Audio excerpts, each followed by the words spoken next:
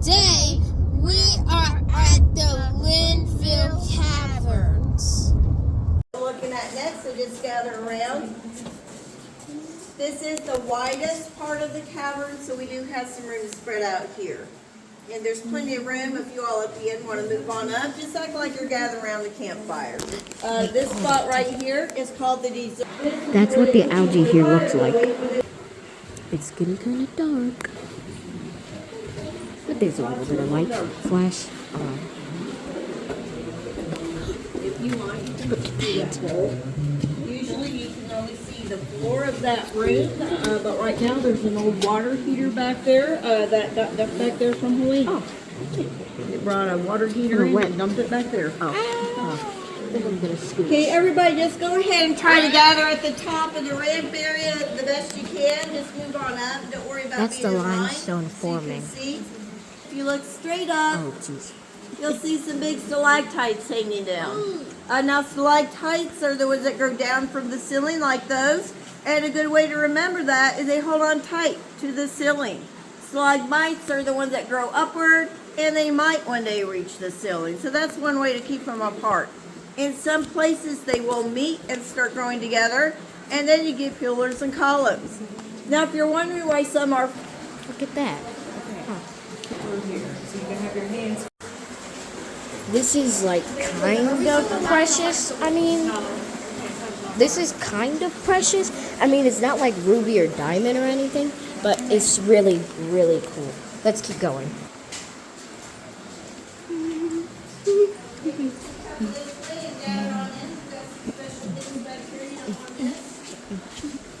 Okay, now the formation, because it looks like different things to different people. Okay, now some people see something like a pickle or a cactus or an octopus, all kinds of things. Now you'll see they drip, and that's how they grow. That water drips down, it leaves a tiny bit of mineral at the bottom, and if we don't bother it, that's going to keep growing. But geologists say it takes about 120 years to make only 1 cubic inch, so it is really slow. Okay, I'm going to put my light on up over here. I don't want to get in anybody's eyes. This is our oldest and largest formation, called the frozen Niagara, because it looks like a big waterfall. That is thought to be about 6 million years old. So that shows you how long things have been growing in here. This kind of looks like a chair to me, but I can't sit on it or touch it. The ceiling kind of makes me think of a trench. The upper level room we go in, this is called the Guilty Room. It's named after the man that opened up the cavern for tours back in 1937. This room is very small, so as you go through, just look to your left at the shelf. There's a light on it. The bumpy stuff all over the shelf is called paved coral. It forms as crystals at the bottom of the drip pools. The long thin smooth rock is called greenstone. You can see different colors that come from different minerals. You can see a little stalagmite growing upward towards the end of the shelf and back a ways. After the shelf is a good spot to see where stalagmites and stalactites sometimes meet each other and grow together.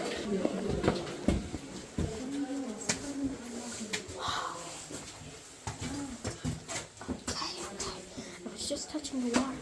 So this is the warped coral. I wonder how it feels, but I can't touch it. Algae. It goes all the way to the door and back outside into the street. It starts back there and it goes towards the door and back outside. Let's start back there. After you've seen it, just go ahead and start gathering in that big room, please. That's our next stop. If the sidewalk went here, we'd be walking in this. The water is 40 degrees, so that's really cold. This whole cave is 50.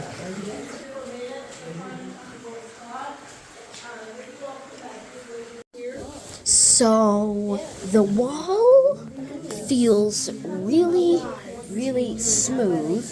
It's drier here, and over here It feels like these things are alive. And over here, the rocks are wet. Dig your finger through this hole.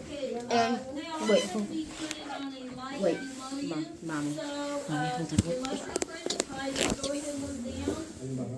Whoa. I know, but Tante, please move. And then there are holes everywhere. Touch, whoa, water. Two hands on that thing. Okay. They dropped a cable down for 250 feet, but they never found the bottom. Look at that. This is part of the water table or the groundwater of the region. And then over Right there. above the aquifer here. So this Really water cool. fills up the bottom of the mountain.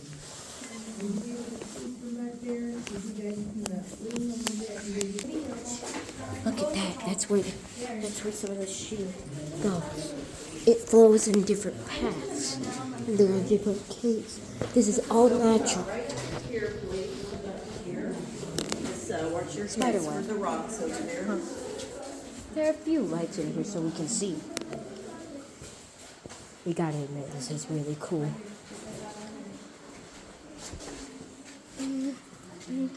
We have 3 levels in the cavern.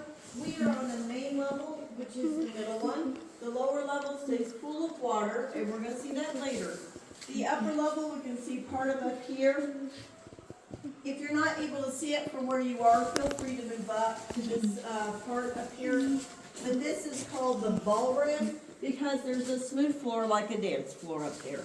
It is tall enough to stand in, but the floor is very thin and it would not hold our weight, so we don't go up there.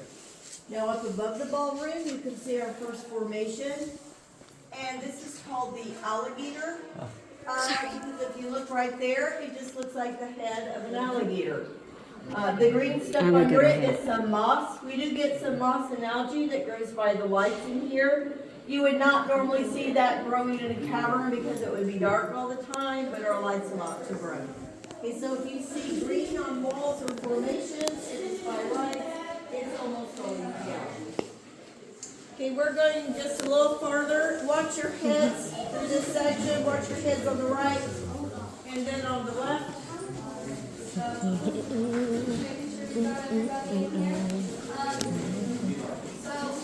can see layers of erosion happening through there, but I'll be honest, we really can see those happening that are in this ominously lit up area that we're going to pass by once this group kind of meets us. We're going to let them line up on that wall right there, and then we're going to pass by through here. So I hope you guys are all enjoying your tour today.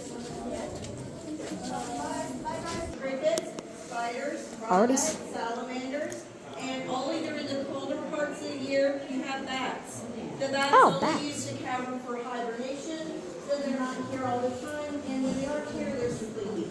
We do have a light up there. If you want to move back towards the chain or in from the sides, go ahead. And this formation is called the bat. Okay, that's his head in the middle. The wings are spreading out, so it looks like the bat is flying. You can also see a granddaddy longleg under it in the middle there.